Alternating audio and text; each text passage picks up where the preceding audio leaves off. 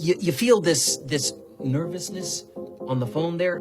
Sir, I've been trying to make an urgent phone call up there. Well, I don't think it's something I want to do on an overseas phone. You gotta make some phone calls. Hang up the phone. Prank caller. Prank caller. Ladies and gentlemen, welcome once again to Packernet After Dark. This is the call-in show, the Packernet Podcast Network. If you'd like to call in, if you'd like to participate in the show, please feel free to do so. The phone number here is 608-501-0718. New callers go directly to the front of the line. I forgot to check, but we don't have any new callers today. So why don't we go ahead and get started with Jared, the Uber driver. Howdy, this is Jared, the Uber driver from Texas. And I'm just calling post it's Friday. Well, I guess it's technically Saturday. It's like 12:30 in the morning. Just about the whole story about that. Our son requires gel mix to drink his milk, which it just makes it thicker, but it's because he has like a weird throat thing, either called taco shaped or something like that. Essentially, it doesn't fully close the airway, so he asphyxiates whenever he drinks milk. Jeez. So it's getting better now, but anyways, that's why I'm up listening to your podcast right now. So I love that you mentioned that you literally saw that judge or ref, but whatever his initials mean on his uniform. You know, he was right there looking directly at it in the camera angle, and he's like, "No, that looks pretty fair. Yeah, that looks like a fair play. Yeah. I bet he just got a Venmo transaction from Detroit Lions." Well, and that's what's crazy, too, because I want to give these guys kind of the benefit of the doubt. I mean, they don't exactly have the high-def camera angles that we have all the time. You know, sometimes they're kind of sprinting down the field, and there's a lot of things to look at once, and I'm sure there are times they see things, and I didn't see it, because, it depends where you're looking. There's a lot to see. In this instance, and we've seen this before, too, with the guy standing right behind the quarterback just missing things. You're not seeing Micah Parsons being held, especially when everybody's telling you every week, hey, they're holding me every single time, and then you're standing back there and you don't bother to just peek. You don't even want to look over there. You don't think that maybe that might be a good place to look. You just are they just watching the game? They're just watching the quarterback like, ooh, this is going to be a good play. But then even if you're doing that, how do you explain the Christian Watson thing where there's nowhere else to look and this is the place where the action is happening? I mean, the amount of places that ref needed to look, there's only one. And it's this. And the only thing you're looking at is the contact between the two people. I don't know what else you could possibly be looking at. And if you're just looking at the contact points between these two, and they even had like their bodies bladed to where like nothing's even hidden. Like they're both just open to the ref like, hey, this is what we're doing.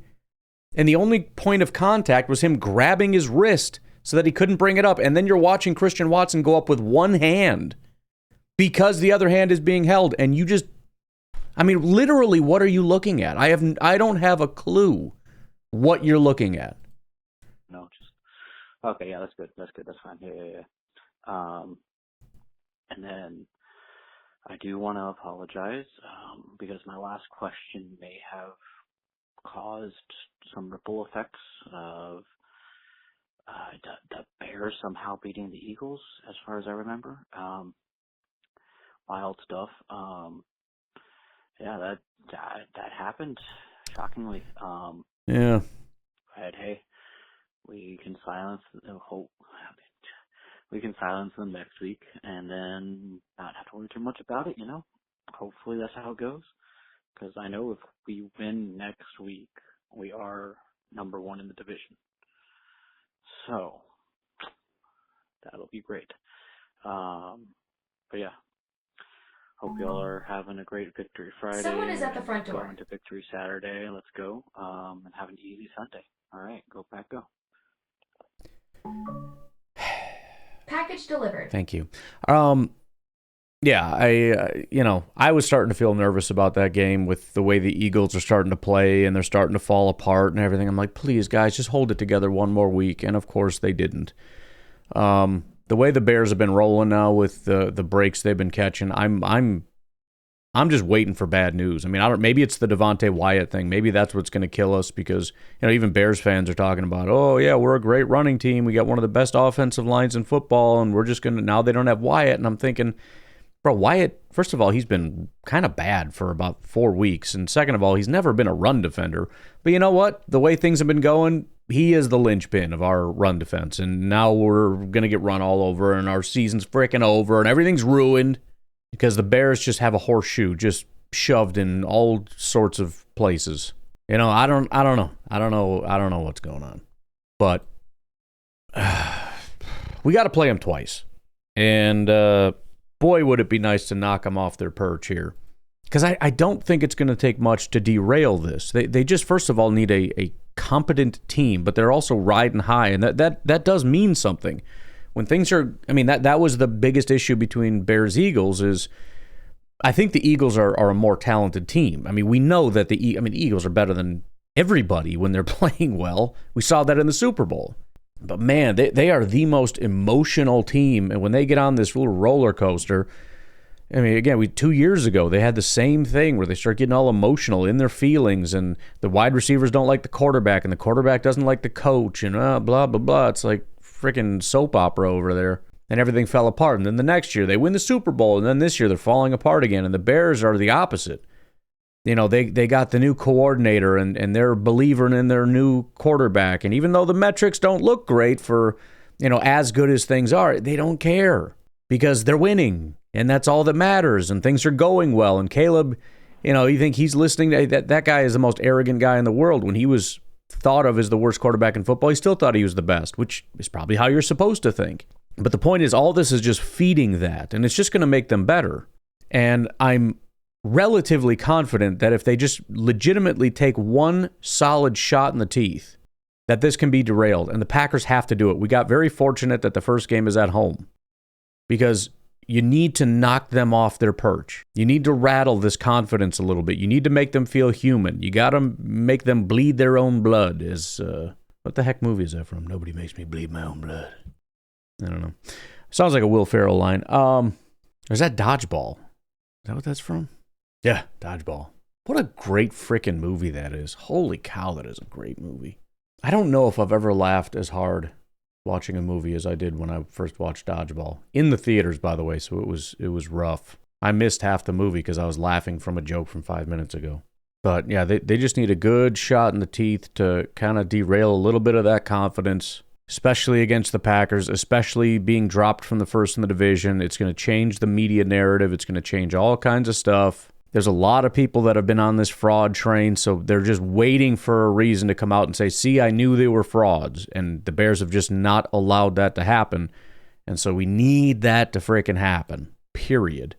Because hopefully from there is a spiral effect, because they do have some tough opponents coming up. This is starting with the Eagles. Actually, starting with Pittsburgh was supposed to be the first stretch of semi-tough teams, but then, of course, Rodgers doesn't play, and they barely squeak out that win. Then they get the Eagles, but it's the Eagles in full collapse mode. I've never seen Jalen Hurts look that bad. I've never seen hardly any quarterbacks, aside from maybe J.J. McCarthy, look that bad. So we have to play good football and just beat this frickin' team, man. Jeez. Actually, you know how, like we said last week, sorry, this is Jared Duper, driver from Texas. You know how we said last week, like the Giants just kind of gave the game away, and then whoever the Bears were playing kind of just gave it back to them. What? I was really confused as to why the Eagles, like, went. I mean, I understand going for two to see what you need after that, and then if you have to outside kick and whatever, but like if you go for one and you keep it an 8-point game, then you know maybe whenever you get down there, something different will happen again if you get another touchdown and an actual 2-point conversion at that point. But yeah, no, I don't know how you felt about the end of game sequence there from the Eagles. I felt like that was, I mean, of course, you know, hindsight's 20/20, but you know, like it's kind of tough, you know, like I in my head at least, get the full points, still one possession down, then the 2-point conversions, big time, big money, which I don't know, that's I guess what you would consider the Eagles over the Bears, but apparently Ben Johnson, after starting out 0-2, has really turned their season around. So, hey, kudos to them.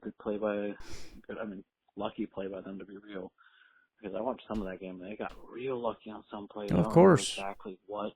I was like, how did you, what? Right. Anyways, have a good night. Go Pack, go. I mean, these things happen. My only real fear for the Bears is that it does feel like they are getting a little better, and they're not complete frauds insofar as like everything is awful. The offense is, it's not as good as Bears fans think it is, but it's not bad. I think their run game is legit. I think their offensive line is legit.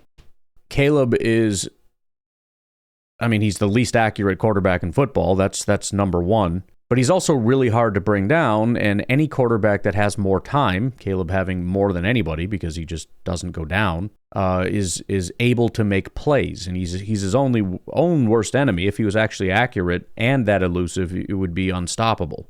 But their defense also is complete dog crap, aside from all the freaking takeaways. So, you know, I don't know, man. It is what it is. Things change over time. They probably are improving again because of the confidence, and everything just keeps building, and that just needs to stop because it's not just about this Packers game. It's about the rest of the season. It's about what could the Bears do in the postseason. It's about 2026 and 2027, and we don't need this to spiral out of control. So let's just everybody relax and bring this back into focus a little bit, all right? Let's just knock the crap off a little bit.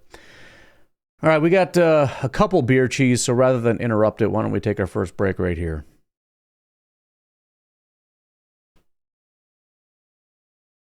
Hey, Ryan and the Packernet. Beer cheese Benny here. What's up, dude? Well, the freaking Bears won yesterday. And honestly, I'm having a tough time even saying that they're good because that's what some Packers fans are starting to say now, like, oh my gosh, crap, we might actually have to admit that the Bears are good. No, they're not. The Eagles just played like a dog crap. I mean, literally, they've just been playing like dog crap. And of course, they get to play them when they're super dog crap, the Bears do. We get to play them when they're like semi-decent. Although I'm kind of pissed. We should have beat the Eagles, man. They're not a good team, dude. I'm sorry. Well, that is annoying because they beat the Lions and the Packers, and they never reached 20 points in either of those games. They didn't against the Bears. And since their bye week, which is when things really started to fall off, they have reached 20 points once. And it was barely, it was like 21 or something. So they're dead. They're done. It's over. And again, the hard part about talking about that as far as, oh, you beat the Eagles, but they suck now. We just lost to the Eagles because our offense couldn't do a freaking thing. So freaking annoying. Like the Packers just make it so hard to tell Bears fans they suck. Why couldn't you just win the game so I could articulate why they suck? Yeah, but your team, I know. Well, they sucked in that game, all right? What do you want me to say? I don't know what to say. It is what it is. Yeah, they're not that good. And this is great, though. This is great that the Bears won. I'm telling you guys right now. I know. They're going to come into Lambeau all cocky, thinking, oh, we're going to beat the living piss out of you. Oh, bear down, which is the dumbest phrase of all time, by the way. Yeah, I don't even know what that means. Skull. Bear down? Yeah, bear down. Freaking we shot one in the forest, and it's down. Like, geez, man. But they're going to have all this confidence, dude, thinking that they're going to blow us out or beat us by 2 scores or whatever, or multiple possessions. My ass, buddy. Just wait, man. I hope Micah just freaking pummels his ass. I know. Pummels his little freaking painted fingernails into the ground. That is the one good thing about Micah being as fast as he is, because Caleb is so elusive. I hate admitting it, but he is the slipperiest quarterback I think I've ever seen. He's not as athletic as Justin Fields, but his ability to just like be a freaking Houdini and just like disappear where people, I'm stunned. It's like a spell he puts on people to make them just stupid. But it's easier to do that against 320-pound defensive tackles than it is Micah Parsons, who's not only extremely fast, but very agile. So these little, like, tiny little movements and stuff are going to be less... I say this as Micah is going to face plant trying to get him. But if I had to pick a pass rusher to get after him, Micah would probably be number 1 on that list. Oh, I hope. Because to be honest, man, this is good that the Bears are have this record, because this is the first time and I don't even know how long, since 2018, where, like, this first Bears-Packers game actually really mattered, to be honest. Like, this is epic, man. I love it. So... Well, yeah, I guess it didn't technically matter last year, but we freaking lost, so it felt like it mattered, and it sucked a lot. It should be a fun game. Unfortunately, I am going to be watching it with a Bears fan. My buddy, he's coming down here to South Carolina with my brother. We would have had another Packer fan with us, but my other buddy that was going to come, he freaking broke his ankle on Thanksgiving, slipping on ice. What a dunce. So it'll be 2v1. But it'll be at my house. And you have to respect the Packers on my house, so I'm going to tell him the rule. He's not allowed to cheer for the Bears or get excited. You have to shut your mouth in my house. But he can get excited for the Packers. I know he's not going to do that, but you're at my house. You got to play by my rules. Like, all right. You can't comment anything bad about the Packers. Only I can do that. And you can only cheer if the Packers do something, not if the Bears do something. So that's just the rules, man. But it should be a good time. And yeah, dude, to hell with the Bears, man. I love that they think that they're all this and all that. Go Pack, go. Man, Jordan, what are you doing? That throw sucked. I know, right? Shut up. You don't say that. I say that. That's awesome. Brian, Bear Chief Eddie, holy crap. I can't believe I went on a whole tirade about the Bears and all that. And I didn't mention what I was going to mention, and it's that Caleb Williams had that throw where he literally threw it right to the freaking lineman or whoever it was. Yep. And I was sitting there thinking, I'm like, ha! I'm like, look at that. I'm like, now if Jordan Love had done that, all Bears fans would be like, look at Jordan Love, he's so bad, he's so terrible, he's trash. Look at, he just threw it right to the lineman. Oh, just for an interception, he threw an interception right to the lineman. That's what they would be saying, dude. And I had to think, I'm like, that's terrible, man. Like, Jordan Love would never throw some terrible little, just lob it up right to the freaking defensive line. And by the way, so now this is where you comment on that, Ryan, because I'm apparently, well, not apparently. Obviously, I freaking go too crazy, and you can't ever get your points out. Oh, so here's the point. Oh, sorry, yeah. Anyways. I do appreciate it. Maybe it's a me thing. I don't know. I just feel like you make a comment, but it's like it flows together so smoothly. I'm like, okay, I'll let him finish, and then it's off to a new thing, and then a new thing, and then a new thing. I'm just, and then by the time it's done, I'm sitting there just like, what happened? I don't remember anything, man. Is Jalen Hurts the most uninspiring quarterback of all time? Oh my Lord, that was pathetic. Dude. I mean, that guy just sits in the pocket. He's like, oh, he looks like such a dope. It's like he can't actually sit in the pocket. Like, I mean, seriously, so uninspiring. What a loser, man. Like, and we should have beat that freaking team. Our stupid O-line. I'm still. That's what pisses me off, man. We should be 9-2-1 or 10. I'll give the one loss. We should be 10-1. 10-1 or whatever. Shoot. Or 10-2. I don't know. I don't care. But yeah. Jalen Hurts, I mean, he is such dog crap. I mean, seriously. People want to say that he's like some goat or whatever, some great ass quarterback. Like, give me a break, man. The guy, I think I'm more inspired by a rock than the way Jalen Hurts played yesterday. I mean, seriously. So anyways, yep, I hope Caleb Williams throws 2 interceptions against us. That'd be epic. Yeah, we just got to catch it. That's the whole luck thing, man. The luck factor. Things like not only interceptions, but dropped interceptions. Caleb's always been good at that, by the way, which is why I say good at that as though it's a skill. But that's why he had such low interception numbers, even though his turnover-worthy play rate was not as high. It wasn't terrible, but it was not number one. So, I mean, Packers just got to be on their game, man. I mean, you can't go into this, and I know they won't, but you can't go into this with the mentality that this is just some bum team. I mean, if they show up and they are a bum team, great. Go into it with the assumption this is the Super Bowl and beat the living dog crap out of them. This is going to be, I mean, Last week I said this is the biggest game of the season, and it was at the time. And depending on how things turned out, it may have just been the biggest game of the season, had the Bears actually lost some games and all that. No question in the world this is the biggest game. And I have a feeling next time we play the Bears, it's going to be the biggest game again.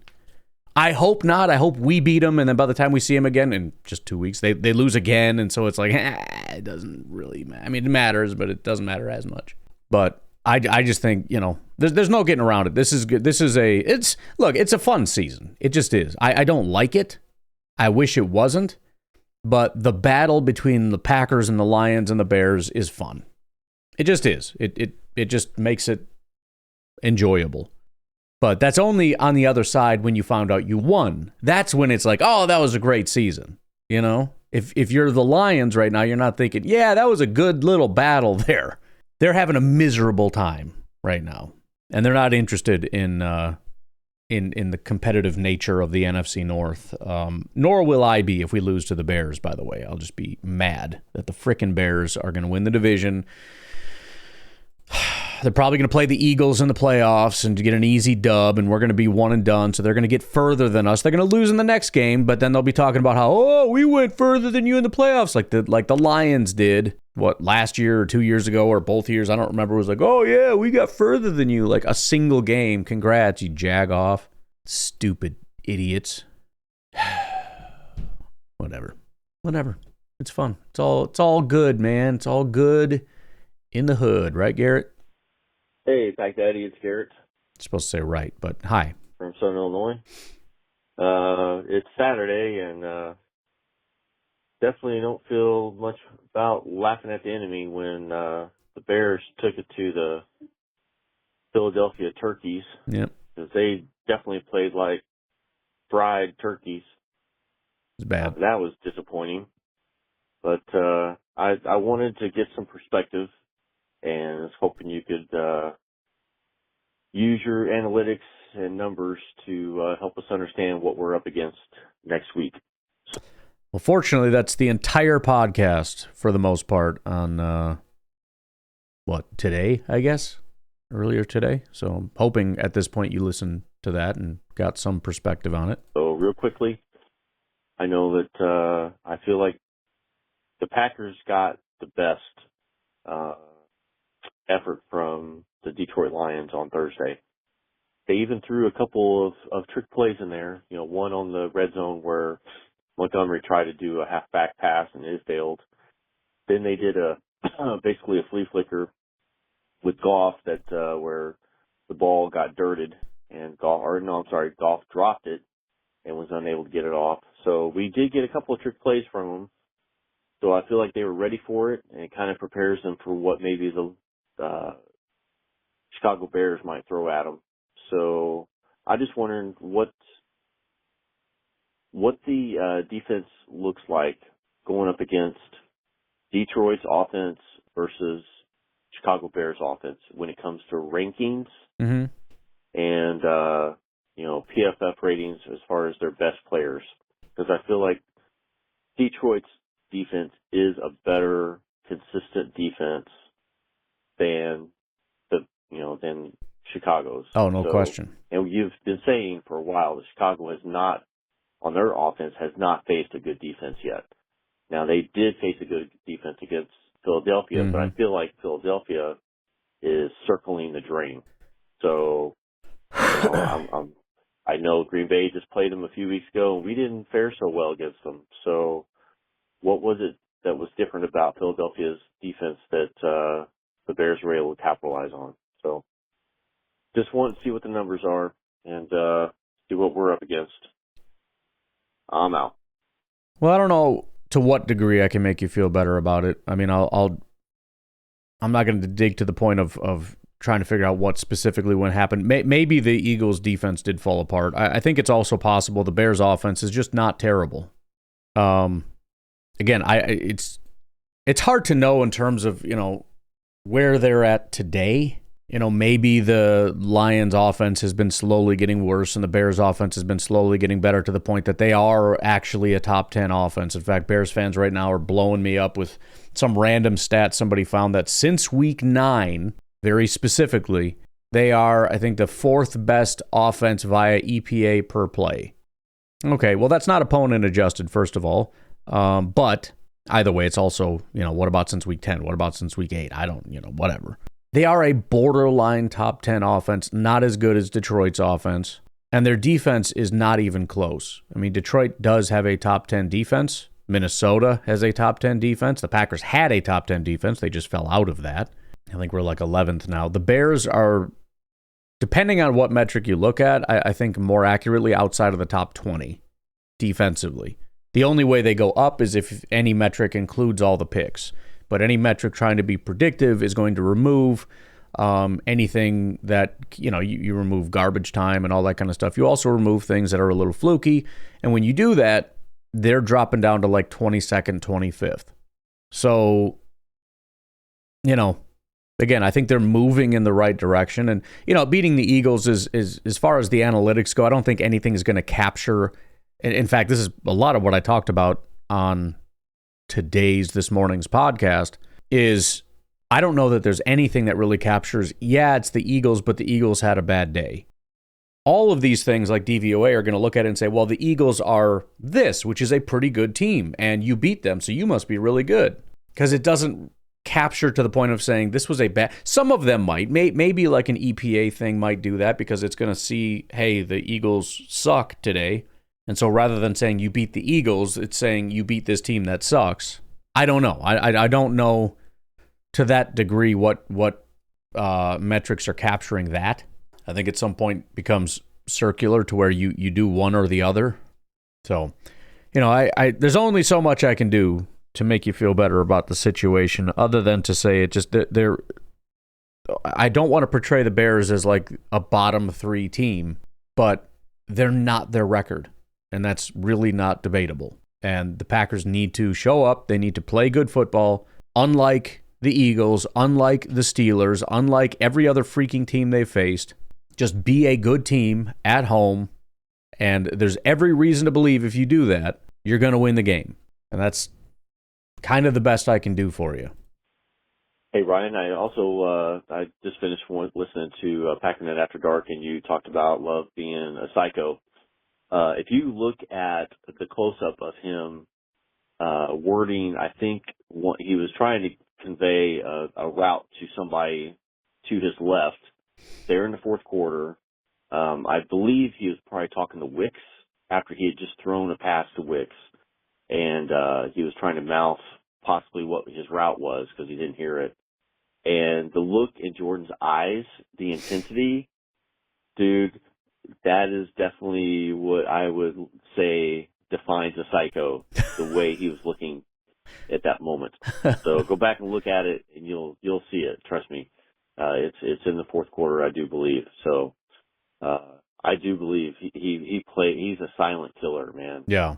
In the back of that pocket on those throws, he just completely diced up that defense. So let's hope so. Coming up next Sunday, man, what I didn't get around to talking about in my last call was just I think the biggest factor that they're going to face on Sunday is going to be the weather.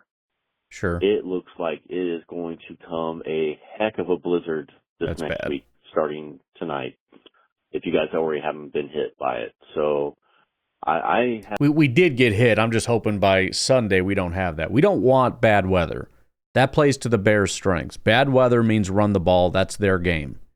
We want clear skies so we can throw the ball. That's our game. That's pass rush. That's all that stuff. I'm feeling, man, it is going to be one of those games where we're going to be thankful that we have a really good running back crew to just have guys go in and out and rotate running backs.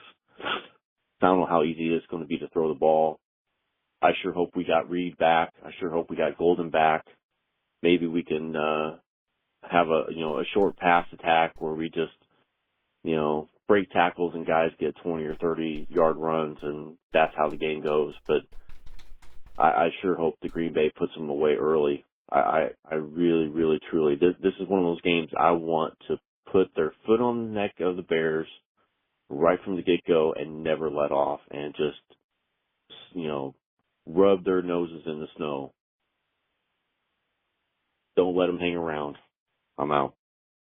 Yeah, I'm just checking right now. It doesn't look like any more snow, but obviously that can change. Frigid, cold, but I don't know that really works to our advantage. The Bears are in the same situation with the cold. They also are quite good in the cold, historically speaking. So, cold is fine. I do not want wind, and I do not want snow. Period. Can't be wet, can't be windy.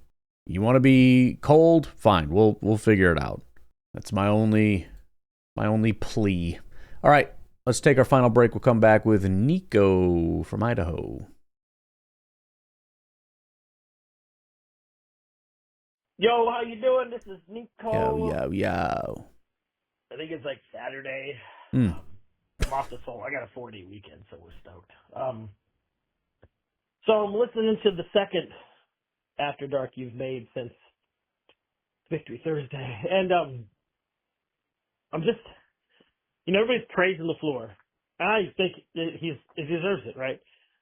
My only thing is that he didn't really call the game any different than he has been all year. It's just that the players executed, right?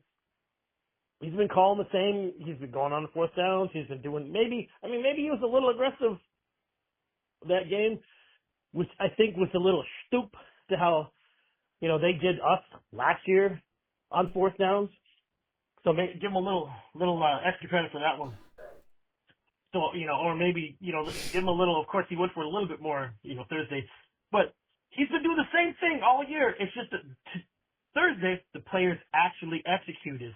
So I hate saying, Flew did a great job. He always does a good job. He can only call the play, right? Well, and it's annoying because all people say when they mean that is he was finally aggressive, and then we won, right? Last week we were not aggressive, and we did win. I mean, and aggressive is a stupid term. Basically, what people want is just drop back and throw it 20 yards down the field every play. If you run the ball a lot, that's not aggressive and that's bad. That's not necessarily true, but again, it's just this weird psychotic thing people have that aggressive is always good and conservative is always bad. That's stupid. That's not true. And if you get stuck in that, you're going to lose games because of that. The Lions are suffering through that right now. 0-7 on fourth downs, just aggressive at stupid times for no reason when you're not even good at it anymore. You have to be smart enough to recognize there's a time and place for everything, and you need to be adaptable. And Matt LaFleur is adaptable. And the game plan for Matt LaFleur and Jeff Hafley is to do whatever it takes to just get the win. That's it. And they're doing a very good job of that. Again, neither of them is really doing the sexy thing, but they're doing the thing that they believe is going to work the best, give us the best shot to get that W. And so far, they've been successful in that, even though it's not what anybody wants. And of course, Hafley, again, is not going to get attacked because of this, even though he's doing the same thing as LaFleur. It is the least aggressive approach because it's just trusting that we'll get home with our 4. And honestly, I think some of our pass rush is going down because he's telling them not to pin their ears back and to focus on the run a little bit more. But, again, it's working, and it's probably the right thing to do, even though it's the less interesting thing. And of course, everyone just blames the players and not the defensive coordinator. Everybody sucks now. Whereas on the offense, it's not the players, it's the coach. It's just nonsense. I mean, the whole thing is just dumb. Oh, see, he finally did it, and now we win. Yes, and he did exactly what you didn't want last week, and we won, and by a massive margin. So why do you think you're making some kind of a point here? You can ring the horse for water, you can't make him drink. Oh, blah, blah, we all hear that. But I don't know. I just wanted to put that out there because it's not like, oh, I like him better now. No, it's finally the players executed his play calls he's been doing really consistently all year long. We could be, obviously every team thinks this, but when we've lost games, if we had an ounce of the Bears luck, we'd be undefeated, but it is what it is. I'm not going to take anything back.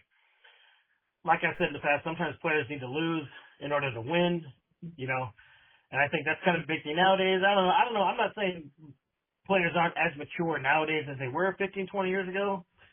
But they do seem to maybe need a little bit more of a mindset to where it's not just handed to them, which, I could see them thinking that if they'd be undefeated right now, they'd be like, I'll be the best, I'm okay with believing they're the best, but still go out there and treat every week like you're still playing against a dog, and it could go either way. So, which I think they kind of do now. So,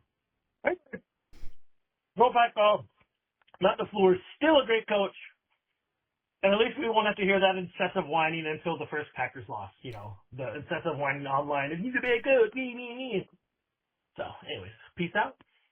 Well, unfortunately, it's not even going to take a loss. I mean, if we beat the Bears by running the ball, you're going to hear more complaining, which is just crazy to me. I mean, the worst case scenario is if we run the ball and lose. That's really going to set people off. But, I mean, if we stop attack, I mean, if it could be 20 miles per hour winds and we're running the ball and everyone still, I would bet money people are still going to complain about it. Well, you can't just take the ball out of your quarterback's hand. You pay him all this money. I don't care if it's windy. I can hear it already. And that's incorrect for whoever, by the way, is saying that nonsense. So, wait a minute. So, I guess the team that we lost to a few weeks ago, the Carolina Panthers, who, when that happened, we were ridiculed. Mm-hmm. You guys sucked. Mm-hmm. You're fake. Blah, blah, blah. Yep. Looks like they just beat the best team in the NFL. Wow. Weird, right? Huh. Well, that's... It's weird how we all just suddenly pretend we don't know how football works. Like, sometimes the better team loses. But when it's the Packers, oh, no. That just means you're worse than them. Nobody on planet Earth is saying, well, turns out the Rams are bad now, I guess. That's just the way it is. Nobody is saying that. But boy, you ask anybody in the NFC North, including Packers fans, I mean, if you were a good team, you would never lose to a team like that. Bro, is this your first day watching football? Are you kidding me? It's kind of how does that happen? Wow. It's almost like any given Sunday, any team. Imagine that, huh? Crazy. That Browns game bugs me because we got the best version of the Browns all year. We got the version where it's early in the season, Flacco's not hurt, and he's just out there. He knows he's the underdog. He knows that Love is an up-and-coming dude, and it's the Packers, and he wants to sling it. Like, we play against any of their other quarterbacks, we demolish them. So, yeah. And I guess Shedeur Sanders had a good game. I mean, and now the internet's full of... It's so weird. It's like there's a campaign online with chat bots where they're just pumping out these positive memes. Shedeur Sanders probably should have been the number one pick, right? And I'm like, what? It's funny because he really didn't have a good game if you look at the stats or the grades or anything. It's just that it wasn't catastrophic, I guess. I don't know. I mean, like I said, I watched it and I was like, oh, I think the bar is just so low. You see like an accurate pass and you're like, oh, wow, well done. Good job, buddy. That was great. But you go back and look at it for the week and it's like, oh, that's actually not very good. But I mean, maybe he's going to be good. I don't know. But yeah, the whole thing is so ridiculous. I saw somebody say that, I mean, just to give you an idea of how unserious this is and how biased certain people are, how much you can't trust people's supposedly unbiased, totally critical thinking opinion. Somebody made the comment that Shedeur Sanders is the most important or influential black man since Barack Obama. Like, first of all, what are you talking about? How does that thought even cross your mind? But again, this is those people who have those kinds of thoughts are out there campaigning for him, saying, no, he's really good and he should have been. Right, I trust your opinion to be completely unbiased in this situation. This guy is 3 steps removed from your Messiah. I'm not sure that I need to spend too much time trying to figure out why there's a disconnect between him playing poorly and everybody saying that he should be the starter and all that stuff. Yeah, I'm not going to take your opinion super into account when I draw my own conclusions. You know what I mean? I'm just not going to do it. Like, I don't get how dumb people can be. It's like, this can't be real. I mean, like, it doesn't really matter what round he's picked in, right? I mean, Drew Brees was picked in the, third or fourth round? Dude is in talks of one of the top 5 quarterbacks ever, even though I don't really agree with that, but whatever. He's a good quarterback. Tom Brady wasn't a first-round pick. Look, he rose to the top. Even Russell Wilson, he wasn't a first-round pick. He rose to the top, won a Super Bowl. So, like, if Shador's going to be good, then it's just all the excuses, all the accusations of hate. It's, like, so dumb. But anyway, this isn't a Shador Sanders podcast. I just have nothing to talk about since I am on Packer Cloud 9. We just defeated the Lions, who, according to them, are the best team forever and the North has ever had. The Bears beating the Eagles. I watched some of the game. I couldn't watch it all. It almost seemed just like the Eagles just didn't want to win.